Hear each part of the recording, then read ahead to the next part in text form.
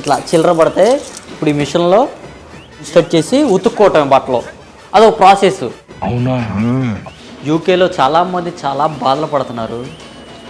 వాటి పేరు bed bugs అంటారు, అంటే నల్లులు కూడా అంటారు మన ఇండియాలో. అవి కొన్ని ఇంట్లో ఉంటున్నాయి. లాస్ట్ టైం మా ఇంట్లో కూడా కొన్ని కనిపించినాయి.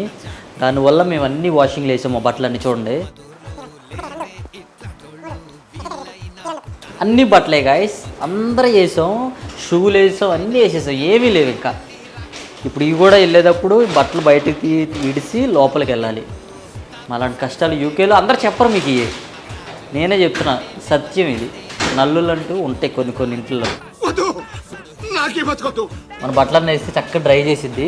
చూడండి ఎంత ఉందో, మనిషి కూడా కూర్చోవచ్చు. నీళ్ళు కూడా పోసుకోవాలి 2 రోజుల నుంచి. Bye guys. పనిలేని వాడు నేను ఒక్కడే అనుకున్నా, నువ్వు తగలేవు.